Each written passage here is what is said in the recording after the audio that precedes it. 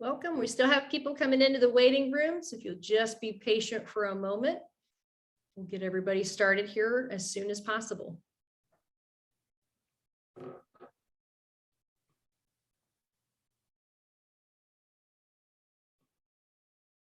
I knew you all would show up, even on a Monday night at the end of June. We knew you all would show up.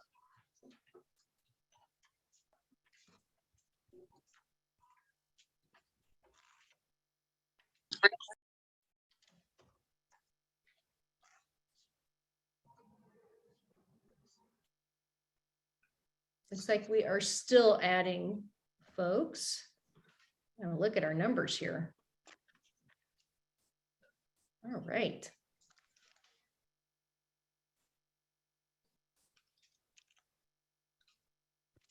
We got a few more coming in. Give about one more minute and then we will get started. We are recording this. I'm sure you're getting that message on your home screen. Good evening, President Lavangi. It's nice to have you with us.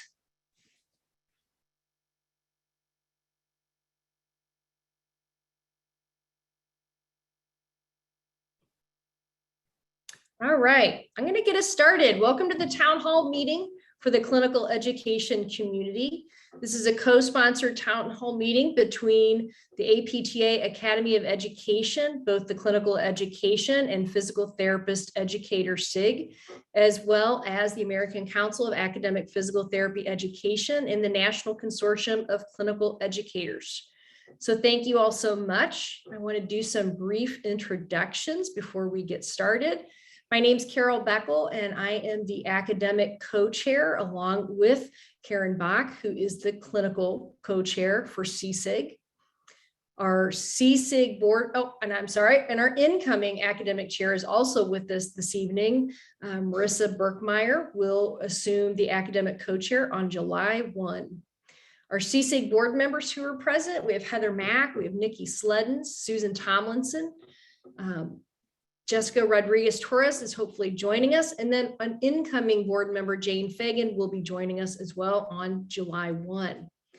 We have two of our PTA SIG leadership. Jen Jewell is the chair and Lisa Stayskull is the vice chair. And then we're very happy to have some of our NCCE leadership. I'm not sure if Janice was able to join us. She was participating in the National Equity, Diversity, and Inclusion Summit. So she may be joining us later, or she may be deep in that discussion, and that's great. But we do have Matt Calandrillo, who's the vice chair, and Jamie Bayless, who is the secretary for NCCE. So thanks to all of them for being here. We are one more introduction. Dr. Pam Lavangi, who's the current president of Academy of Education, is with us as well. We always appreciate her support for clinical education. Am I missing any other leadership that my leadership friends see on the participants? Because we have a lot of people in the room. So we are very grateful tonight to have Stephen Chesbro, who's the APTA Vice President of Education, very willing to join us this evening to review the very exciting updates that were recently announced regarding updates to the PT and PTA CPI and SIF product, as well as the status of the platform that will be supporting these tools in the future.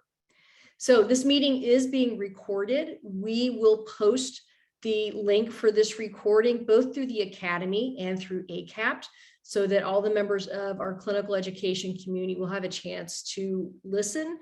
And Stephen has been so kind that he will share his PowerPoint after the meeting with us as well. So we have disabled the chat function because we are chatty. And we want to really provide Stephen with the opportunity to move through his PowerPoint. He will probably answer a lot of our questions for us. He's worked really hard to pull this together. And I can't say enough about Stephen and his efforts. In my 4 years working with him, he has always stepped up, and this is no different. This might be one of the higher mountains he's stepped up to, and we're just thrilled with that. So once he's nearly through with the PowerPoint, we will enable the chat. If you would like to submit questions, all of our leadership that our co-hosts will be able to see that. And we have Jen Jewell and Susan Tomlinson will be monitoring that and trying to kind of call the questions and bring them forward to Stephen. If you would like to ask your question, please feel free to raise your hand and we will call on you. The focus of tonight should really be on the future of the CPI, both PT and PTA and CIF. Now is not the time for whatever crashed in the CPI today for you. Let's really try to focus on where we're going in the future. We know there's bugs, we know there's room for improvement, and that's really what Stephen and Humro and all the many clinical educators who have already contributed and participated in, that's where we'd really like to keep our focus for this evening. So if I haven't missed anything from any of our leadership, I will turn the floor over to you, Stephen. We're anxious to hear from you. Thank you, Carol. So I'm going to share my screen.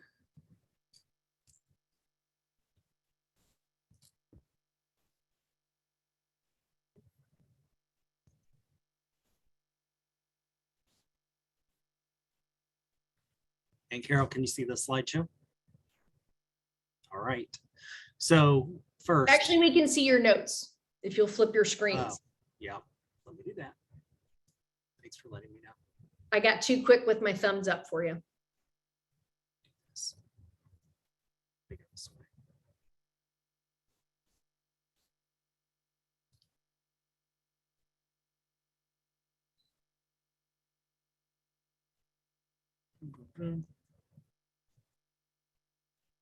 The wonders of Zoom, the wonders of multiple screens. Let's try this again.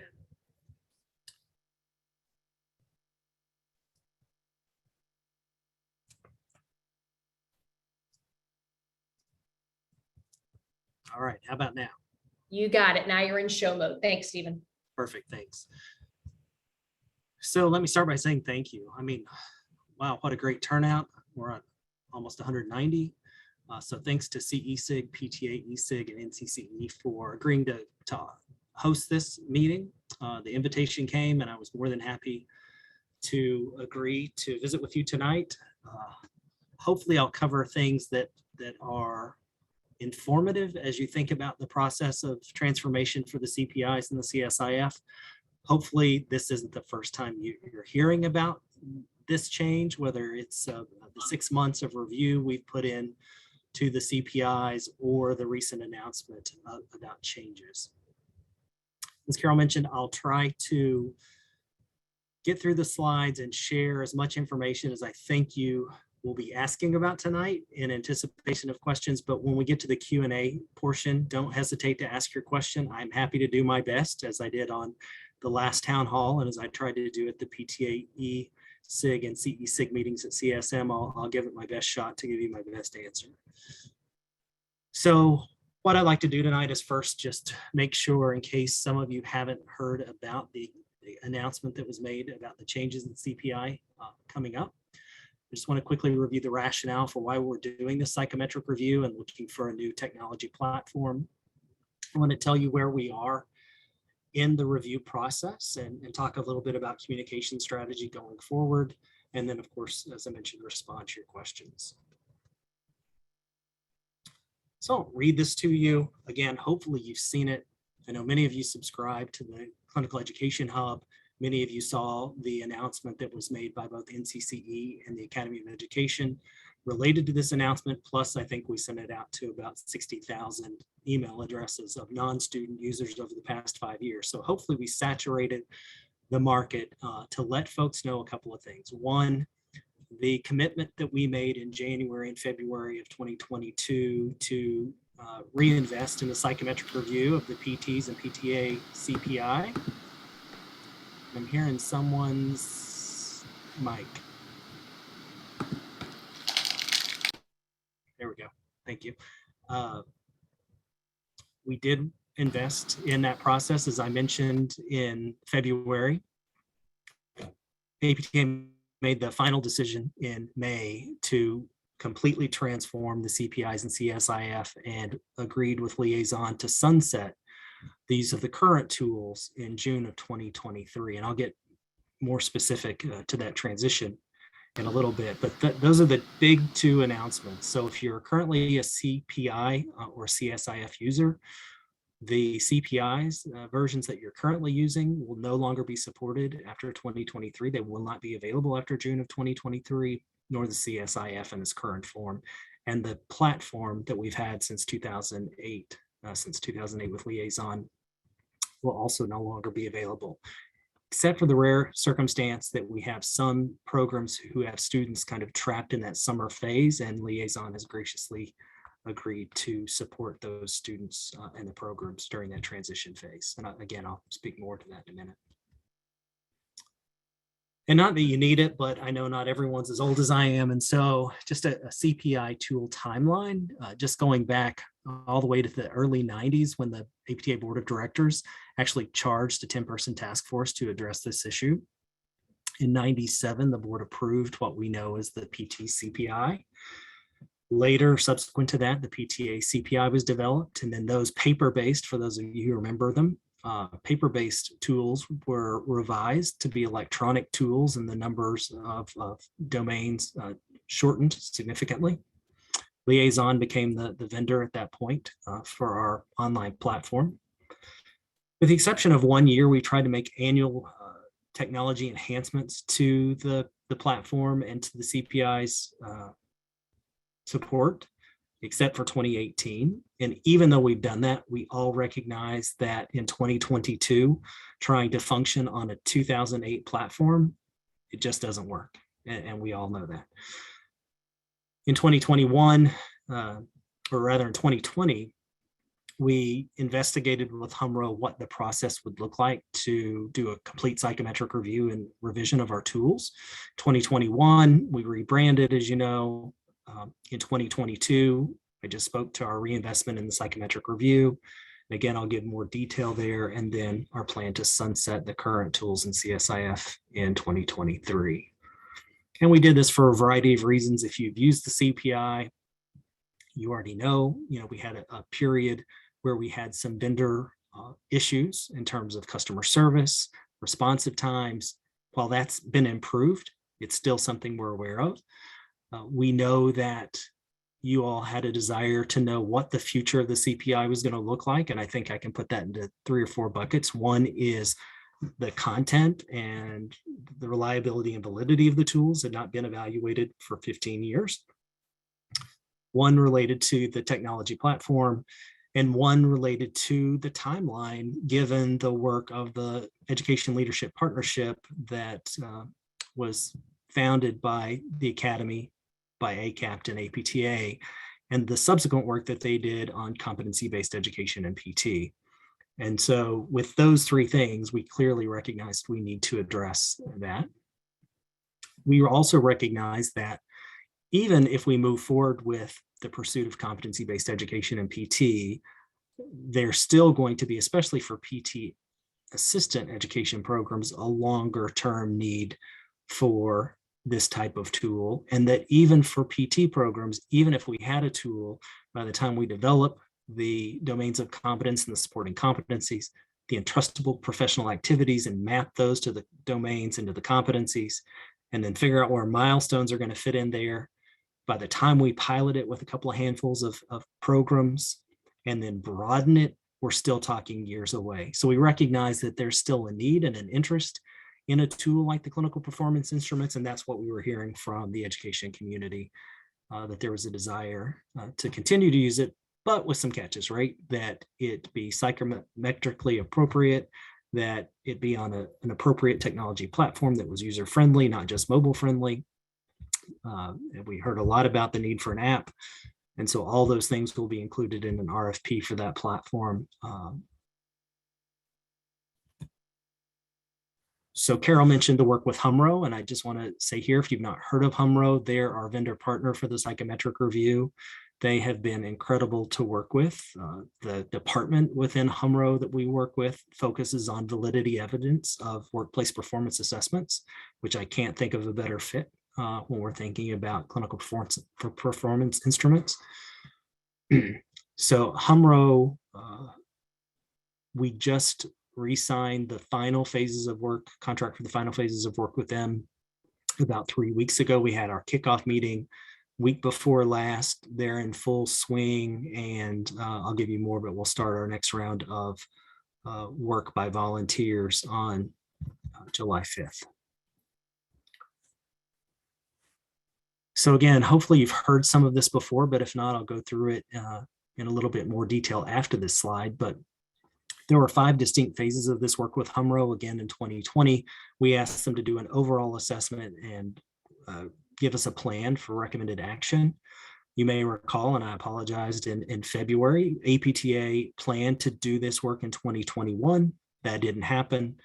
That put us a little bit off track, but we reinvested, recommitted in January to this process, and have been moving forward fairly quickly with the support of PTA, ESIG, CESIG, and NCCE. So I want to say thank you again. For phase 2, that phase focused on the assessment of current instrument use. Phase 3 looked at alignment of the instruments with contemporary expectations.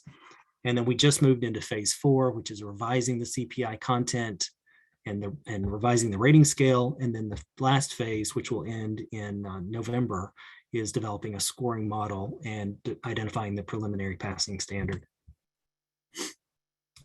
So for the initial review in 2020, they identified prioritized recommendations, and they gave us high priority, low priority, and long-term recommendations.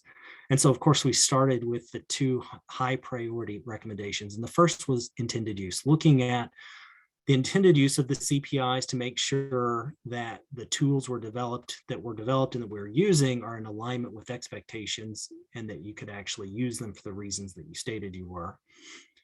Long story short, thanks again to the 3 groups that are hosting tonight's meeting. They were very instrumental in helping us identify volunteers for interviews and for focus groups.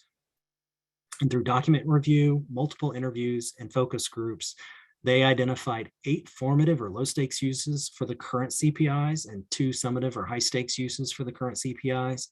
After that review, they narrowed it to 3 formative uses and 1 summative use, which is great.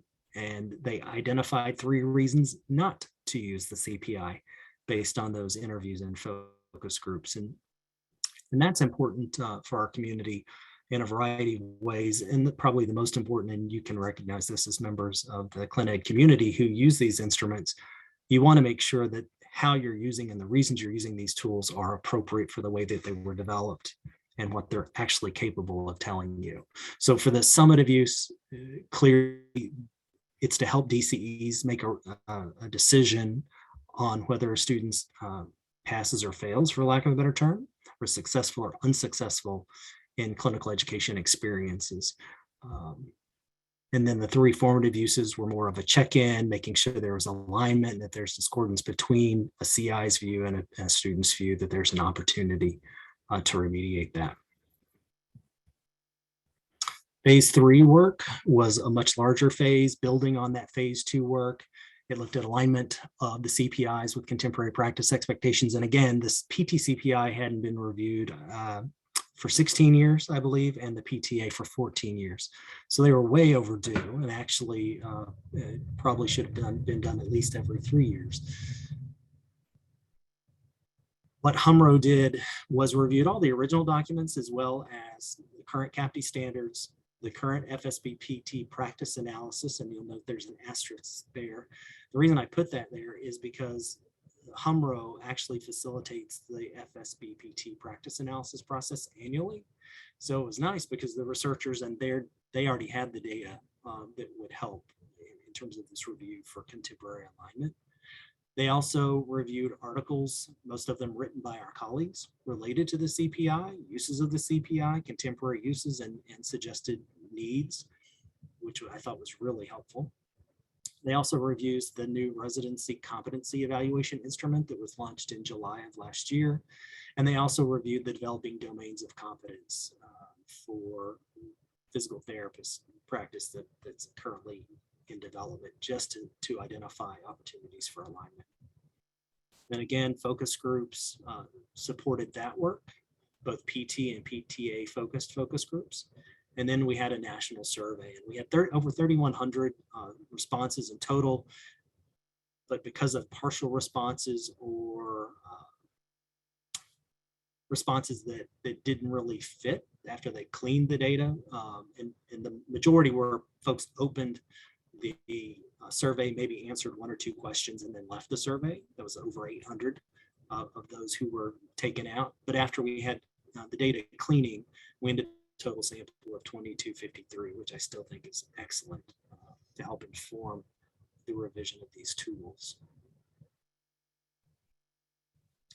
So with that, we moved into this most recent phase, phase 4, which is to revise the CPI content and the rating scale.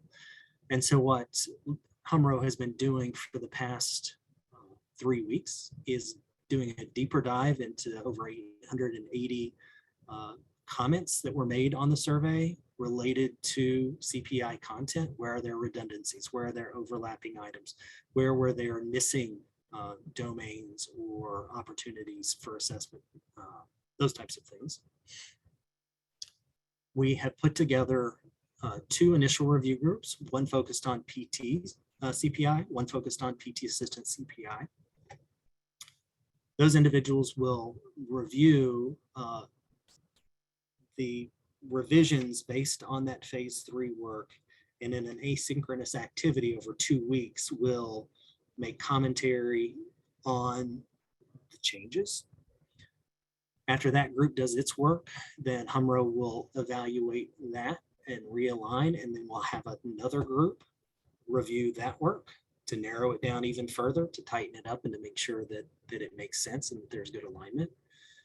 I will say for the first 2 groups for this phase, the ideal group is primarily clinical instructors. And so the majority, with the exception, I think we have 1 DCE or ACCE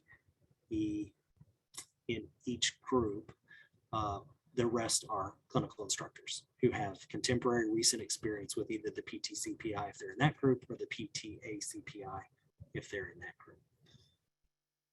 After we do that work, then HMRO will work with another group on revising the rating scale to be a behaviorally anchored rating scale.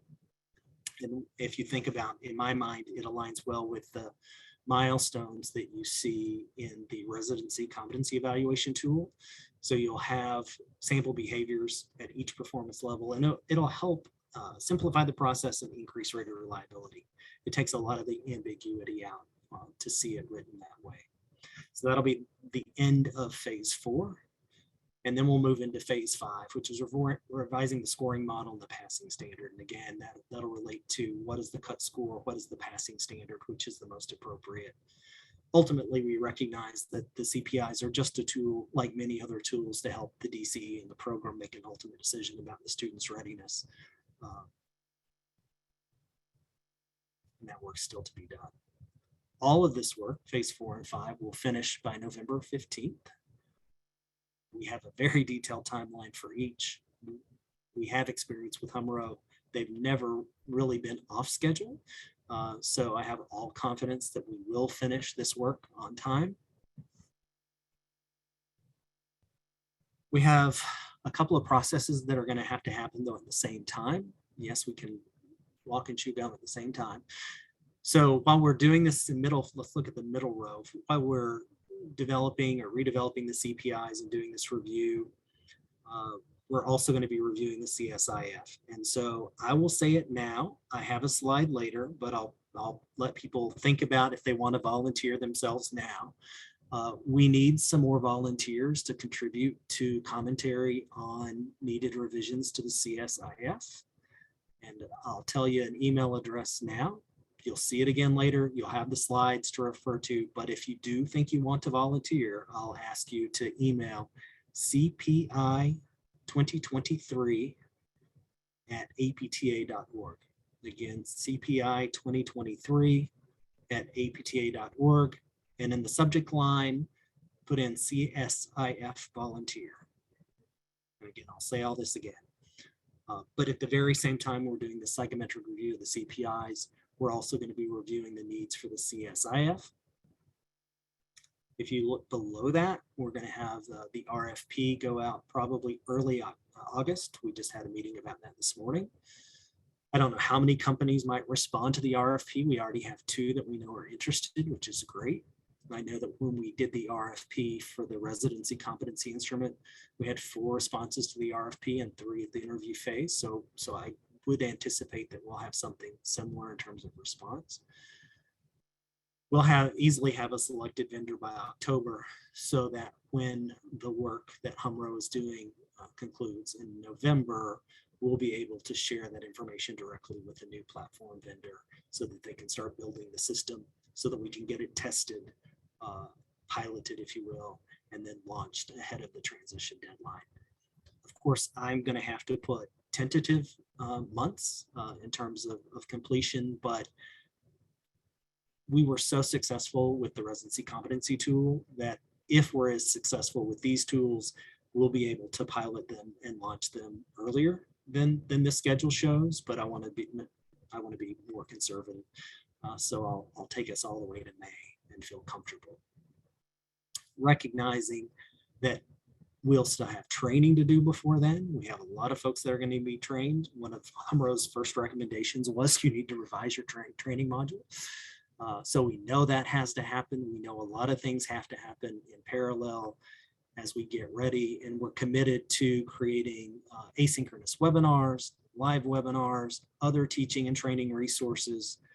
We're going to do this. We're going to do this with you, and we're going to do it right. So have no fear that you're not going to know what to do, when to do, because the one thing I'm committed to, and I hope Carol and Karen and Jennifer and Janice can attest, is that I will continue to communicate on a regular basis as we go through this. And then, of course, sunset the CPI and CSIF. And I know you're going to have a whole host of questions about that. And I'll try to get to that tonight in terms of archiving your old data.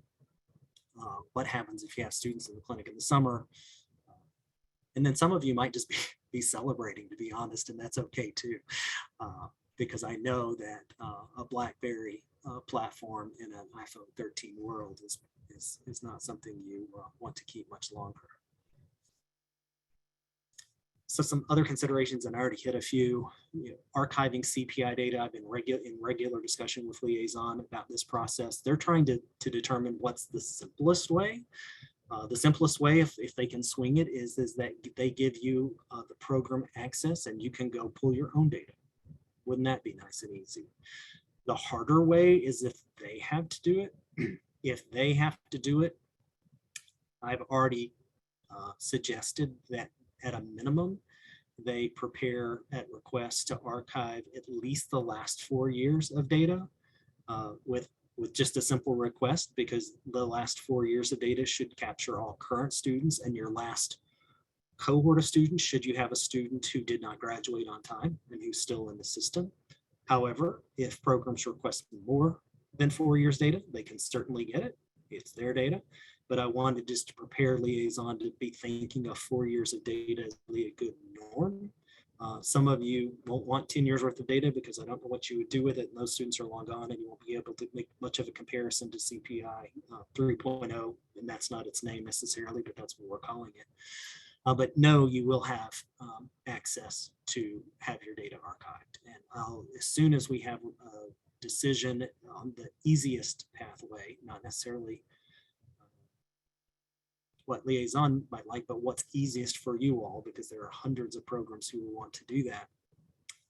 Once we have that answer, I'll make sure that I work with the sponsors of tonight's call as well as other venues to let you know how to do that.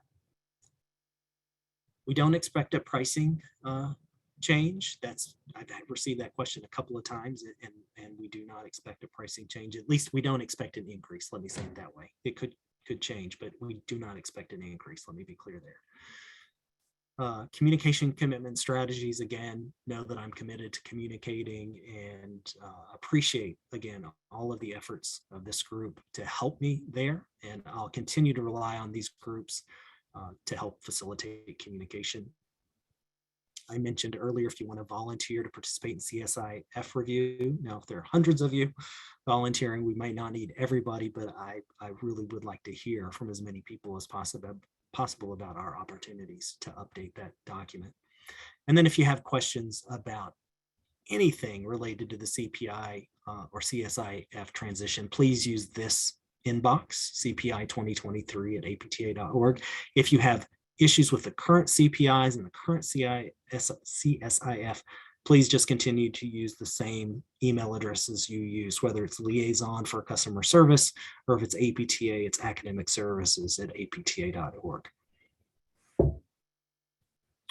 So Carol appreciate Carol's introduction of me, but I want to say right back to her, it's been my privilege of working with Carol for the last 4 years. And I recognize that she is rolling off of the Academy's board after Thursday, and she's rolling off the CESIG as co-chair.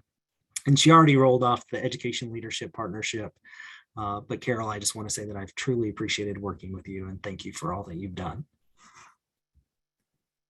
Well, thank you, Stephen. I have worried that I have been the basis of your nightmares at some point. Not even close. But I don't say this lightly, that it's a real delight that we are where we are with CPI just before I roll off. I've told people it's been like pushing a rock. CSIG and NCCE and PTA ESIG, we have really been pushing this rock along with APTA, and it does feel like it's rolling very quickly in the right direction. And you have far surpassed what my guesses were when we really started talking about this on time frame. So I give you a great deal of credit and have immense gratitude for you really picking this up and running with it. Well, thank you. So now let's move past the Mutual Admiration Society portion of our PowerPoint. And I will ask, there we go. I will ask that we will turn the chat on now. Your questions will be seen by myself and the co-hosts, so we can try to organize questions. While you're putting questions in, or if you want to raise your hand, please feel free to do that. But I'm gonna take first dibs with Stephen. When you talk about determining the pass rate and competence in students, can you expand on that a little bit, as it's typically been the academic programs looking at where the placement falls in the curriculum in terms of what our expectations are? So I think what you just said is exactly what Home Rule wants to look at. So they want to look at the caseload and the case mix throughout. They also want to look at, for each of the proficiency domains, is it always going to be the same score? Or is there going to be variability between domains, proficiency domains? And that's one thing they want to use data to determine. So that's what that will look like. I think we'll know even more after they do the work in phase 4 related to the behaviorally anchored rating scale. That might help. But again, they'll need to hear from our colleagues who participate in those volunteer panels to give feedback on what is the expectation, what's the minimal expectation to move forward. Great. So do we have some questions that are coming up? Susan and Jen. Not yet. Can you all see this chat? I saw that Lisa Staskell put in a test, so it should be Good, thank working. you, Lisa. Yes. I see a hand. Nancy. I'll start with the questions. I guess I was expecting to hear a little bit more about some of the, real changes that are occurring. Are there still going to be 18 performance criteria? Is it going to be as long? I kind of want to know more about what is going to happen, or has that not been decided yet? And then I have a second question after that. Sure. I'll answer this one to the best of my ability, and then we'll go to your second one. So the goal was to not make it longer, but to make sure that we capture the essence of what we expect students to do in terms of performance in the clinic.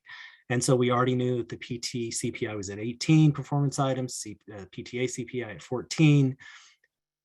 In the phase 3 work, HMRO determined that they didn't think at that point that the instruments would be any longer for sure.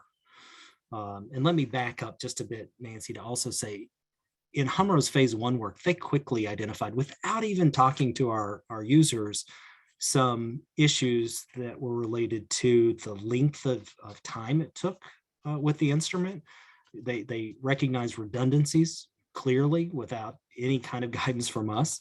They recognized, I remember the first interview I had with them, they're like, you're really putting your CIs to the test when you're asking them to document on everything.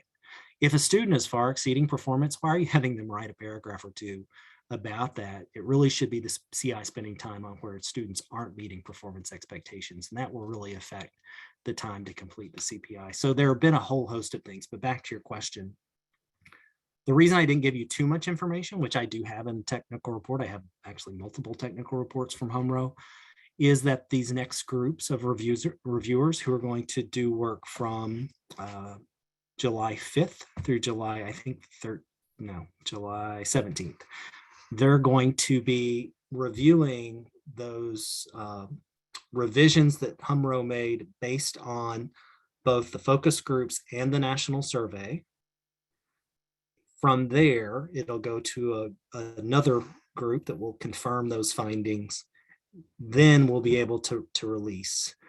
It would be premature now to give too much detail because A, I don't want to bias the respondents. And two, I also don't want to set you all up for expectations because I don't want to presume what the final instrument is going to look like in terms of proficiency domains. But we don't expect it to be longer, no. May I ask my other question? Sure. For those of us who have students that go out on their first clinical experience in June 2023, which seems to be the time frame you've earmarked as the changeover, will there be any time for the students to train using this new tool and the CIs to train, or are we going to throw our students into the clinic with a sunsetted CPI from the past and no training or experience to use the new one? So again, great question. So I'm going to take that in two parts. So we will know in November what the tool looks like, what the domains of the tool are, what the behaviorally anchored rating scales look like. So we can go ahead and start packaging our training materials in late 2022 for launch in early 2023. And I don't know, but I hope that Marissa and Karen and Jen and Janice will invite me to speak at the SIG meetings at CSM because we'll have a lot more information available then. But no, we will not be waiting until June before we start training because we can start the training on the essence of the tool itself. We'll also have demos from our selected vendor that we can use to help describe how the tool functions. So I feel very confident that we'll have ample time for training. Now, I'll say if we make the training available and programs or CIs don't choose to access it until June, that I can't account for. But we hope to have more than ample lead time for training. Yes, we know how important that's going to be because we're going to have thousands of users. Thank you. You're welcome. Thanks for the question. And let's keep in mind the ClinEd calendar is constant. There is no downtime. If you look at CPI utilization, there are definitely slower times, but there's no downtime. So it's helpful for me to start thinking about this and planning which cohort, when do we transition? So we are all planners in ClinEd. We all know that, and that's why we are in the jobs we are. So it's helpful to know, okay, we got about a year. Let's start thinking about it, and then knowing we'll have a good portion in the spring to work on that as well. Marissa, go to you, and then we'll take some questions from the chat as well. Yeah, I had just, I guess a follow-up question from Carol's just about the last phase and of the cut score and determining that. I was wondering if you could elaborate a little bit more. You said that they're looking at a variety of different data points and sources. Is there going to be data collected on actual use? Like, is that going to occur in the fall? I'm just trying to think of, that to me, that would be an important part of determining if a cut score makes sense or if it doesn't based off of actual usage. So my understanding is they're going to have pilot data. They're also comparing that to current, I'll call it 2.0 data. And then again, that was probably the most important reason for phase 4 and 5 to be primarily made up of actively engaged, experienced CIs rather than SCCEs or DCEs who may not have supervised and actually been into the CPI recently. So yes, that's my understanding. And if as we go through this, if you have further questions you want me to engage HMRO with to get you some different answers, I can certainly do that. All right, thank you, thank you. You're welcome. Thank you.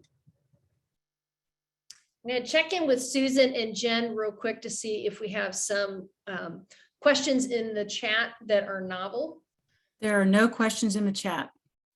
I see a question in the chat. I'm sorry.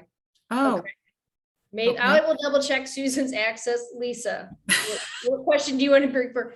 We had this all down pat in production, but Lisa, go ahead. I'll just share what I see. How's that? Mhm. For programs that will require the summer bridge, will there be access to both platforms if there are multiple cohorts out during the transition? My gut says yes, because if you have current students in the clinic using the 2.0 documents, but you have other students who are going to launch with 3. Yes, we recognize we're going to have some overlap. It's a great question.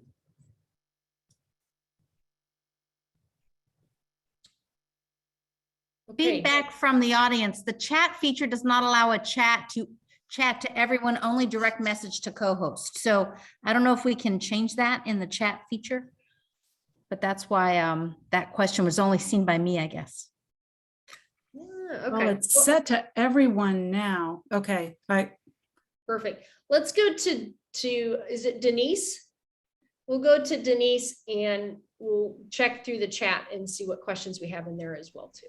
Good evening, and thank you all for this information. I do have a question just in terms of, can you give us any more information about how the performance and the behavioral objectives are going to make the instrument a little bit more objective? Because there still is a fair amount of subjectivity in the current CPI based on the CI's expectations and the clinic's expectations. How will this try to standardize that a little bit? So first, thanks for the question, Denise. So if I understand your question correctly, one of the first observations that HMRO had was that when you look at the current scoring model, you have, 6 points with a total of 21 points. And it's too hard to discriminate between those points. And no one really knows what this point means over that point with any objective measure necessarily. And so if they can narrow that down and describe 6 behavioral descriptors of what you see the student doing in performance and what that expectation is. And if we know what we expect for appropriate level of performance based on where they are in the curriculum and what their load is and what the ultimate expectation is for entrance into clinical practice, then we should be able to identify a description of the student's performance that a CI could observe and know that the student is meeting or not. And then the other part, I think, still gets to Marissa's question and the other question about that phase 5 work and what would that look like? Will we have the same expectation? Let's pretend, just if we look at the residency competency instrument, just as an example, if we have a 0 to 5 scale with descriptors for each, are we always going to say that 4 is the passing standard, right? Or could you have some nuances? I can't answer that, and HMRO won't until they have the scoring model down, but that's yet to be determined. But that's their intent in terms of the bars, to increase rater reliability and standardize expectations. I guess I'm more concerned about the descriptions of the behavioral objectives as opposed to where you put it. Because there is a lot of interpretation that goes into, did the student meet this year, particularly with entry level, where it's, it depends on the clinic's expectations. So I would really hope that that's further defined so it's much clearer. So a couple of things, and if I don't want to step into it, and I'll let my colleagues pull me out if I get too deep, but one is, it won't be the clinic's expectation. It will be, what is the profession's expectation of performance of a PT or PT assistant student? Once we define that universally, it really shouldn't matter what clinic they go to.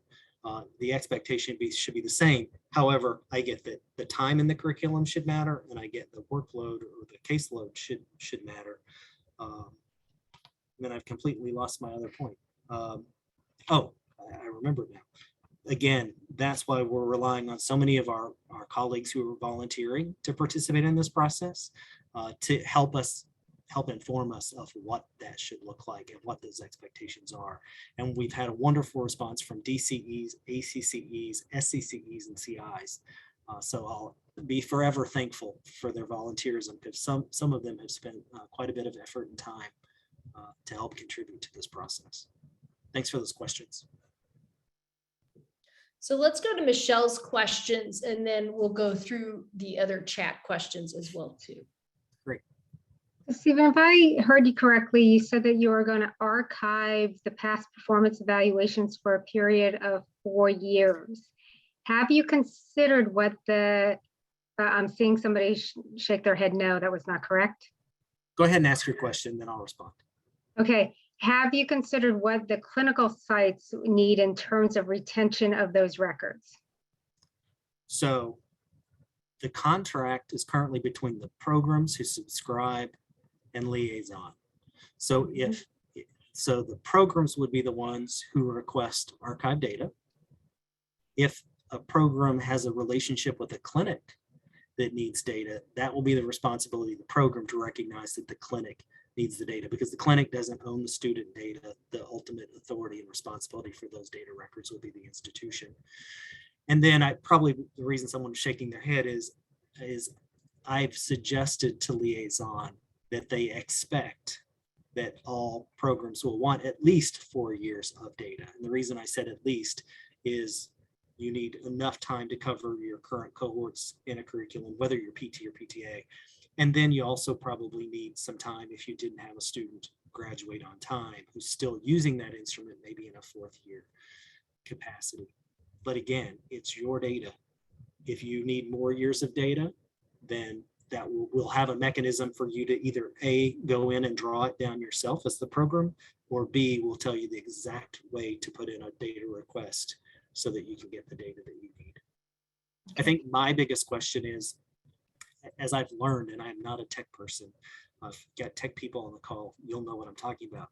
It's not as simple as typing in, give me XYZ institutions data. There's a lot of work behind the scenes. And so my rationale for the 4 years I've already explained. If somebody really wants 10 or so years of Wedding data, drops? Oh yeah. Yeah. Do you need financial? hi, Amy. If a program needs more data, I guess my only question is, make sure before we put all that time and effort into archive, if you can't draw it down yourself, that you really need those data and that you're going to use them. Because once you pull those data down, then you have the responsibility for those student records and documents. Yeah. If I could just communicate with my academic partners on the phone call, the clinics need that data for a longer period of time in case any lawsuits arise. So we need to retain records. And I haven't been downloading any of the records on the students. I trusted that it was going to be there in case I needed to go back and retrospectively pull any data related to any lawsuits. I'll put on my former dean's hat. From an academic perspective, whether they're in the clinic or they're in your classroom, you should only need data for the length of time that your institution says that your program should keep your data at maximum.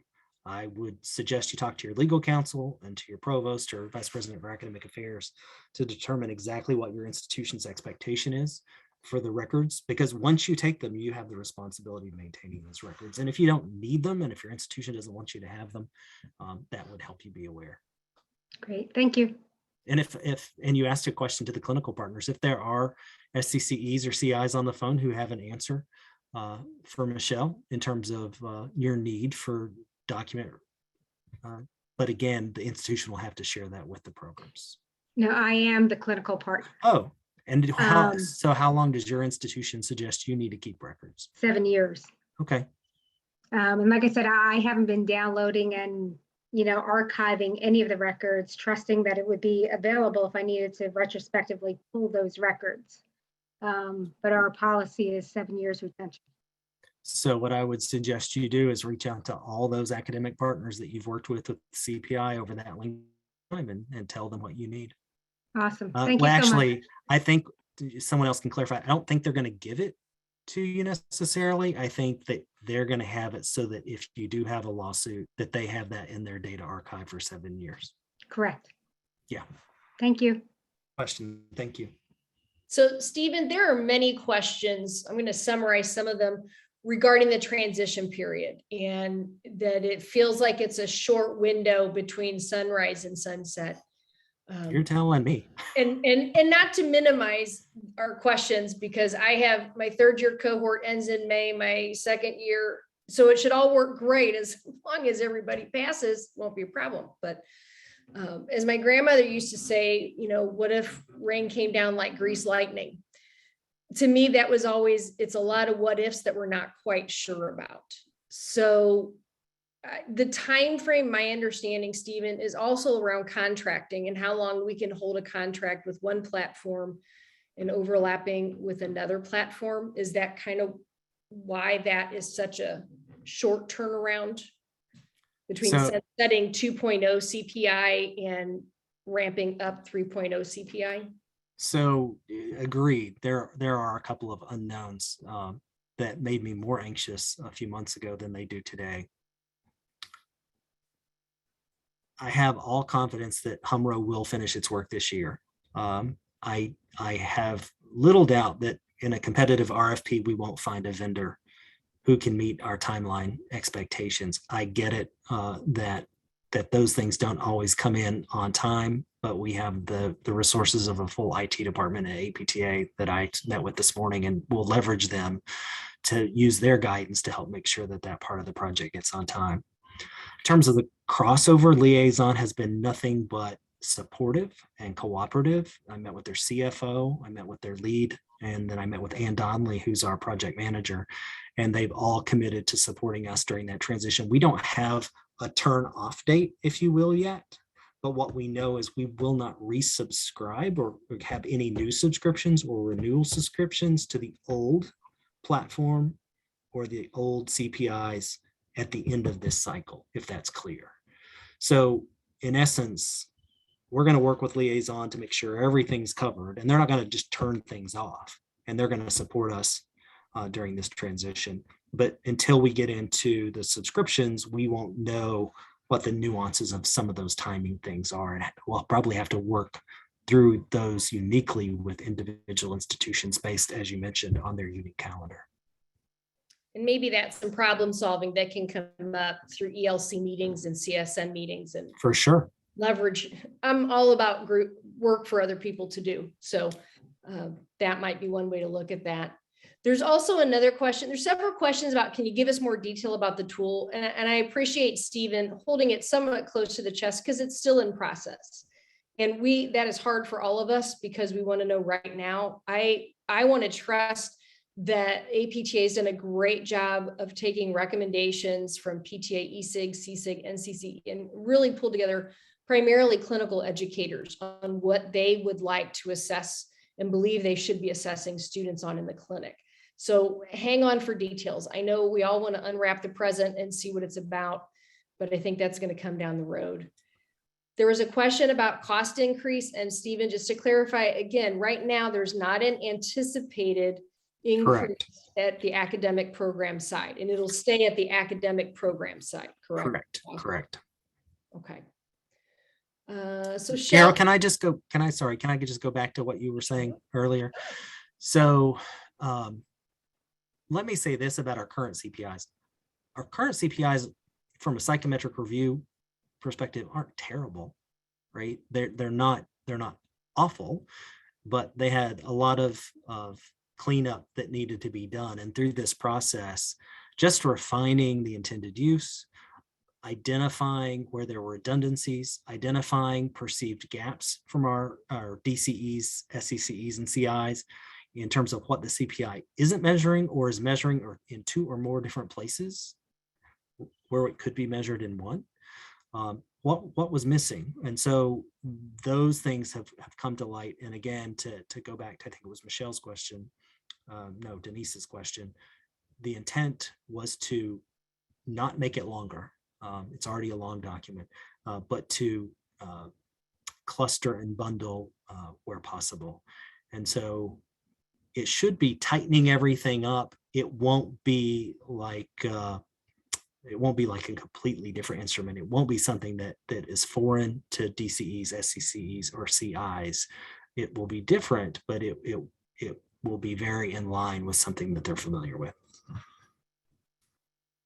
And there's a question about a double up on payment as Liaison is sunsetting and the new platform there shouldn't be a doubling up there. Okay. Susan, you had some questions. Yeah, kind of to piggyback on that, somebody asked about when can programs expect a contract with a new vendor so that this can be started for a seamless transition. That's sort of piggybacking on what you just said, Carol.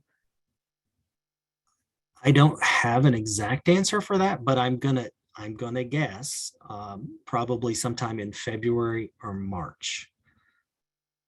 That's going to be my guess. Now, if our vendor partner that's selected moves faster and we have more information sooner, that may ramp up.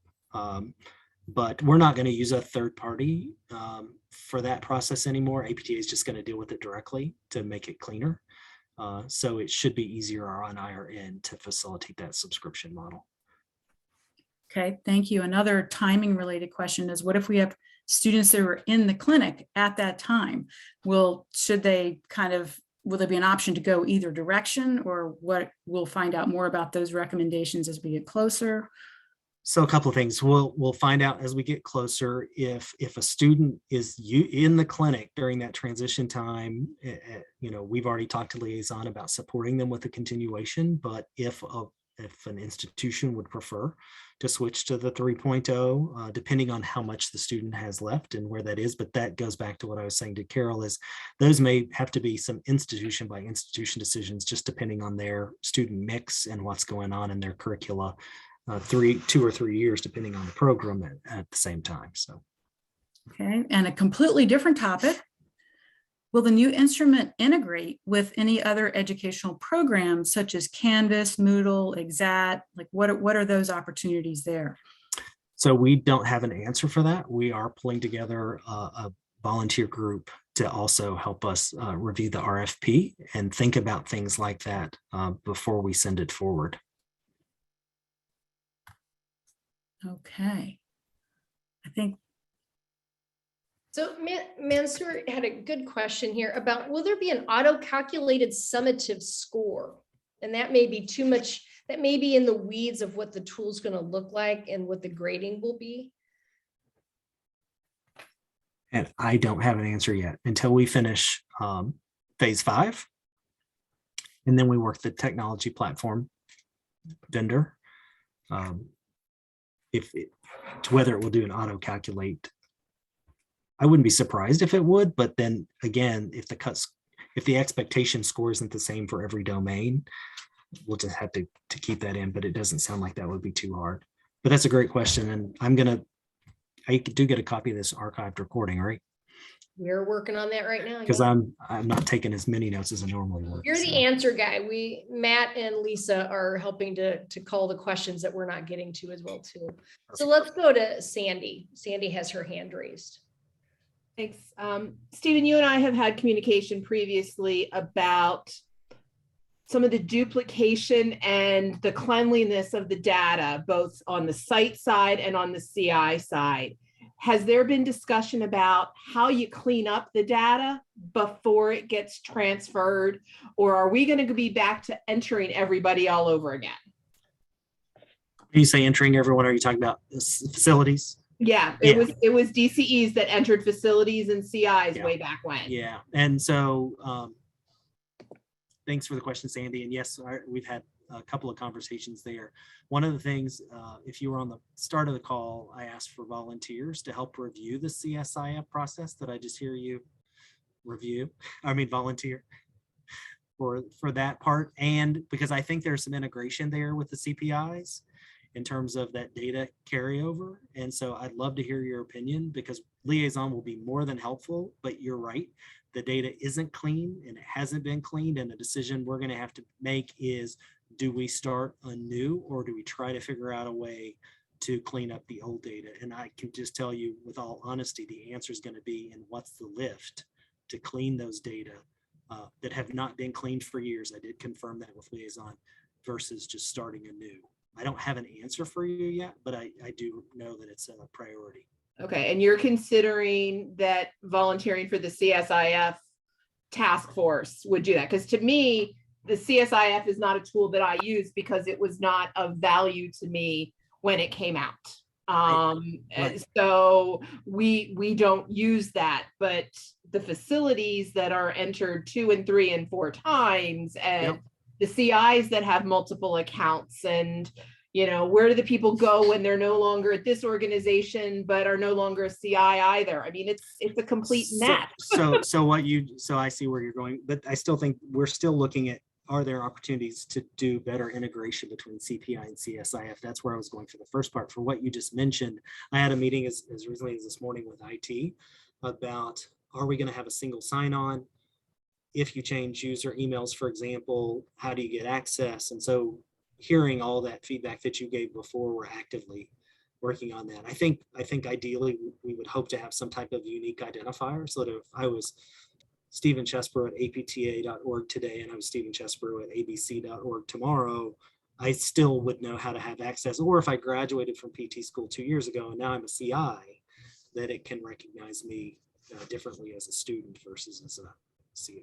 So, And the clinician that was a CI that's now moving into an academic role in a DCE. well, we recognize too from all this work, and Sandy, I think you remember from the March call, and we had some subsequent, the whole question about FERPA. Do you recall that question? And part of it is we, in the current CPIs, we only have, 3 designated roles: DCE, ACCE, SCCE, and CI. But yet we know we have a whole host of others who gain access through those various access points. And so we need to come up with a solution there, so that if you're an administrative person, just to set things up, that you don't have access to the actual evaluations and the actual critical incidents reports, so that takes care of that. Okay. The good news, we know really well what doesn't work. So that's the good news. The multiple years of working with the current CPI and CIF has given us a wealth of information of what we definitely don't want moving forward. So Jamie, you have your hand up.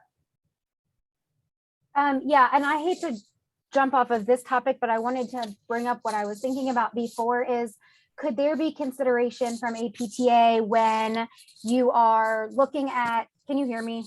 Yes. Stephen, okay. When you're looking at the transition from the current liaison to the new platform with respect to the fees that academic programs have to pay.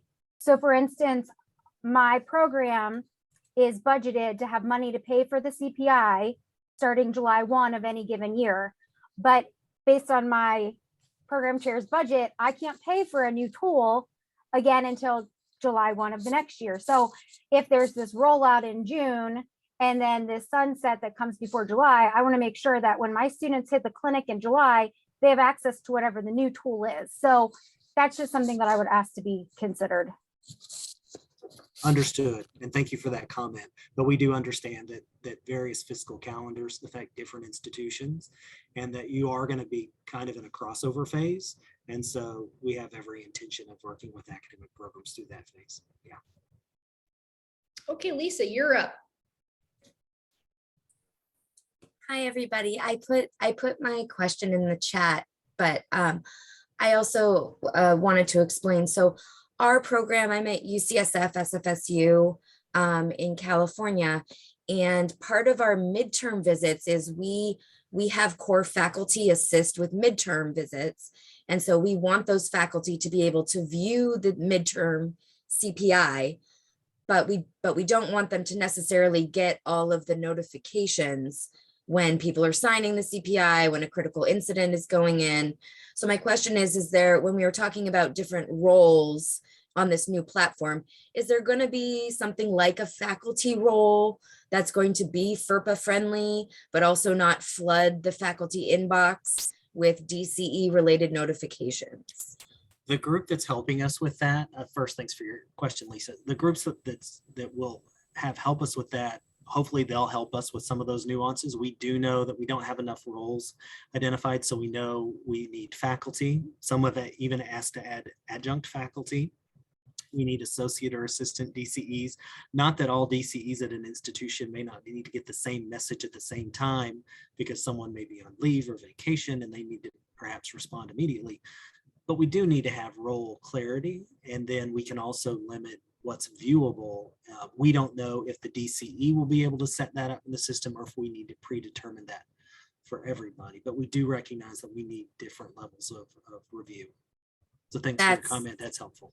That is great news. Thank you so much. Thanks again. So the little different question about inter-rater reliability on using the current CPI tool has always been a challenge, even though we had a standardized training. And it sounds like updating and revising the training is built into this package with Humro as well.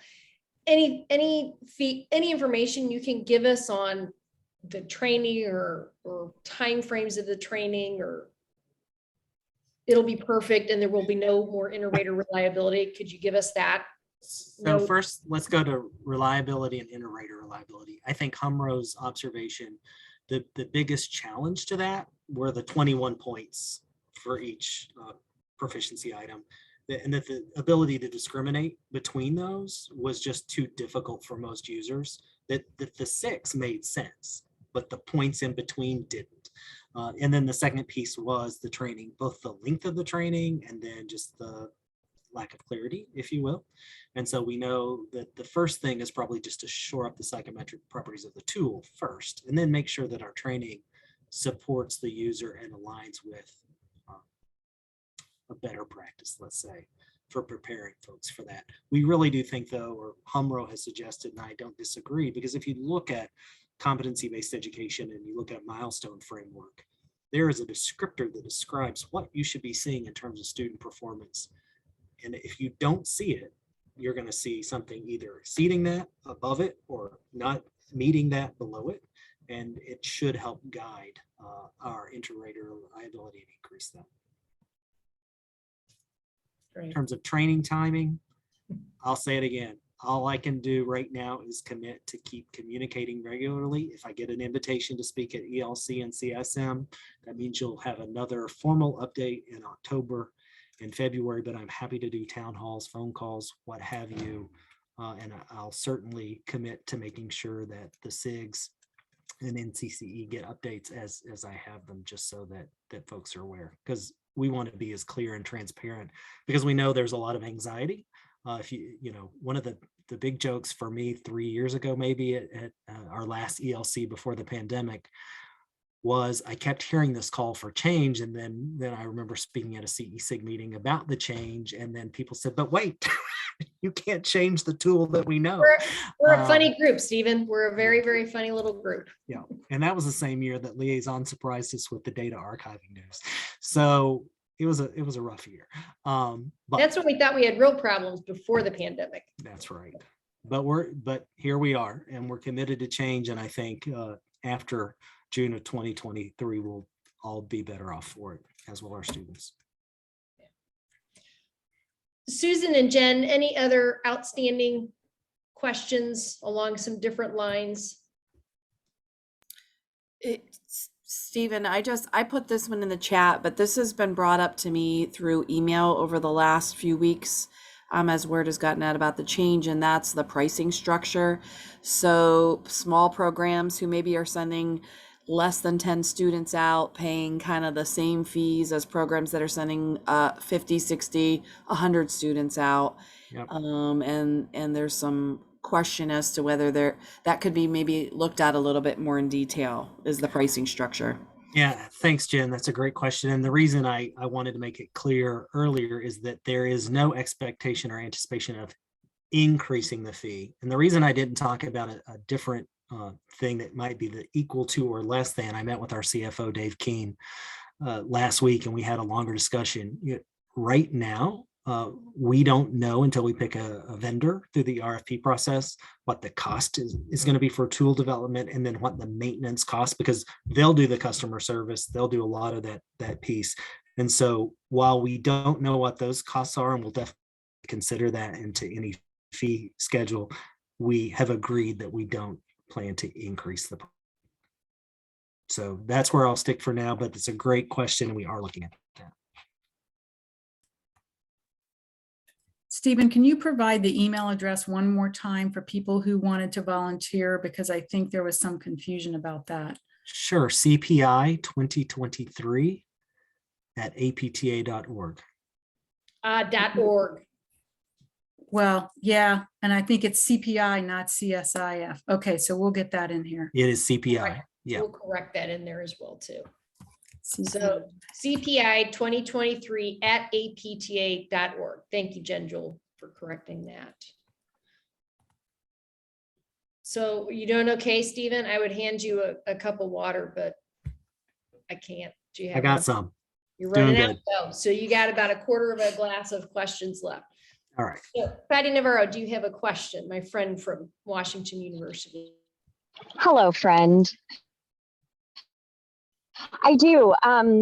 So Dr. Chesler, you've mentioned a few times competency-based education and the move to entrustable professional activities. And I was just curious if you were willing / able to delve into that a little bit deeper in how this tool is going to help us move into that direction, if that is the direction where our profession is going, and just thinking about programs like ours who are already looking into utilizing entrustable professional activities to assess clinical performance in the authentic clinical environment, what that's going to look for us, and if you have any suggestions for other programs that are already starting to look at doing small pilots here and there with our clinical partners, how all of these things looking downwards into the future are all going to magically work together, and what that might look like. Sure. So first, thanks for the question, Patty. So I'm going to try to take this in two chunks. I may need your help kind of getting me back on track if I get too far off track.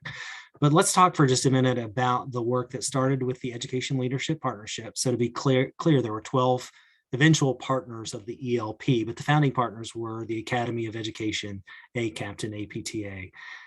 And you're aware, I know, that we had a big discussion in October of 2019 about the potential move to a competency-based education approach in physical therapy. And then subsequent to that meeting, put together panels specific to domains of competence, entrustable professional activities, and research that was specific to CBPT. And we've hosted or co-hosted or facilitated, a number of meetings since then with medicine and pharmacy, and we're really trying to leverage their examples and learn from them. Where we are currently, I hope most of you are aware, we have put together a reactor panel. I think the reactor panel is currently 144 individuals. They're not all from physical therapy domain. Some are physicians, some are nurses, who are reviewing or have agreed to review our domains of competence, our competencies, and our EPAs as they're developed. So we've gone through 3 rounds of developing the domains of competence. So we have 7 domains that are baked, I'll call it. And what's getting ready to go out to the reactor panel next are the competencies that support or live under, if you will, those domains. I anticipate we'll at least go through 2 rounds, but 3 sounds reasonable to me before we finalize that. At the same time, Sarah Knox, I should say, is leading the Domains of Competence group. Jean Timmerberg is leading the EPA group. Jean has secured funding and support from the partners to host a training. 10 individuals already went through what's referred to as a nuts and bolts course with Ali Tinkade. Steve Ambler at your institution was one. And we spent, I can't remember, 4 days, going over the ins and outs of developing EPAs and using EPAs, but we recognized that was great a great learning tool for us, but we need more people trained. And so our goal is to train more people, whether it's live or virtual, we don't know yet, but the goal is more than 50 individuals, because once we have the domains and the competencies, then we have to map those to EPAs. So we have to identify what those EPAs would be, and then we have to map them to the domains and the competencies. We know from medicine's experience, and we know from our own experience on how long it's taken just to get through the competencies, that there won't be a quick solution. So I'm going to try to get to part 2 of your answer. We recognize that CAPTE calls for programs to evaluate the clinical performance of its learners. It doesn't say what kind of tool you use. It doesn't say which tool to use. We recognize that CPI is one tool of more than one available. We also recognize that a significant portion of the ClinEd community still uses CPI, and we didn't want to support it any further if it wasn't the most psychometrically sound for what we were offering. And our options, as some of you heard me say at the Combined Sections meeting, was to either sunset it altogether and just get out of supporting it, or to revise it. And we heard a call from our community to revise. So to kind of the second half of your question, how could we use this? I think there are a couple of ways. One of the things that HMRO is aware of is that we're going to a competency-based education approach. And so that's why there was an intentional look at the residency competency instruments, which, if you've ever looked at those, their level 1, I'll call it, in terms of milestone, is entrance into practices. So it's really where our students on the PT side should be at graduation. So they should be able to make some alignment there, but then they also had a preview of what the domains of competence that the panel is working on. As we move forward, I'm going to pick professionalism, which is a domain of competence. And then it has competencies under it. Would we have the opportunity at some point to do a criterion related validity? Could we run an EPA at the same time that we're running a CPI to see how those ratings occurred?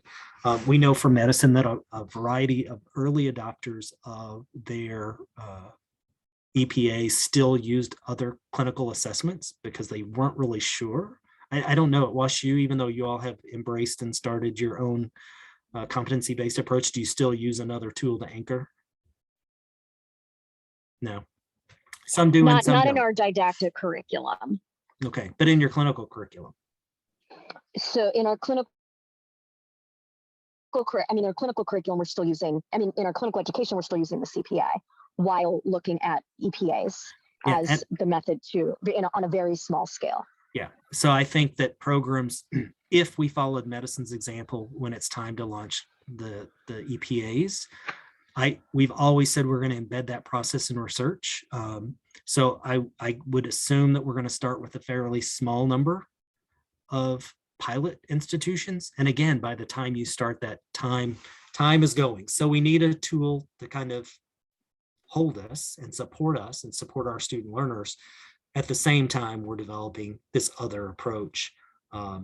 So the answer, if that helps, is we're going to be doing a lot of things simultaneously, and it's going to take a lot of energy of the Academy and APTA and ACAPT to do that. But I think we all agree that it's worth it, because when we look back at the Worthingham studies in the 60s and Helen Hislop's comments in the 70s, I think there's broad agreement that we haven't really moved clinical education that far. And that's not a dig at clinical educators. I was a former SCC and CI myself, former academic. It's not that we don't want it to advance. It's just the healthcare system that we're in and the way we've trained and been educated. But EPAs are a new opportunity for us. And rather than just watch medicine and pharmacy and dentistry and nursing embrace it, we're going to try to embrace it too. Great. Thank you so much. That was very helpful. Thanks for the question, Pat. Mm-hmm. Well, we've been debating on text if we were supposed to end at the top of the hour or the bottom of the hour. So we're going to try to end here somewhere in the middle. Again, we cannot thank you enough, Stephen, for your time this evening and your commitment. As my last official meeting, here's what I will recommend to everybody. Everybody take a deep breath. Remember, we've all gotten through a pandemic. And so let's not forget that we can be flexible and we can change. And our clinical faculty are amazing. And as long as we effectively communicate with them and they communicate with us, we will get through this transition as well too. So there are so many more details yet to be unfolded because it's still a work in progress. But this time we're actually building the airplane. Then we will fly the airplane, which is a nice model compared to building the airplane that was the pandemic. So hang tight. I also encourage everybody, keep your department chairs in the loop for the site coordinators. Let your CIs know. The more people know what change is coming and can anticipate, maybe we need to pad budgets a little bit here and there. It'll help. We've got a pretty good time frame, and I'm optimistic that APTA and HMRO, with the support of our community, will be able to match that and be successful in the end. I just don't know what everybody's going to work on once this is fixed. So I hope something comes along that, keeps everybody busy and entertained. Thank you, everybody, for your engagement and your questions and your patience. We did capture the questions that we did not get to answer. And so we will make sure our friend Stephen has those. We'll get his PowerPoint and we'll get the recording posted as soon as possible. Look for that both on the ACAP webpage and the Academy of Education under the CSIG and NCCE links respectively, and PTA eSIG. Jen Jewel would slap me. So I consider myself slapped. Lisa, you can tell her. Thanks, everybody. Have a great night. Have a safe 4th of July, and may every student in the clinic just be rocking it right now. Thanks, everybody. Good night. Thank you all.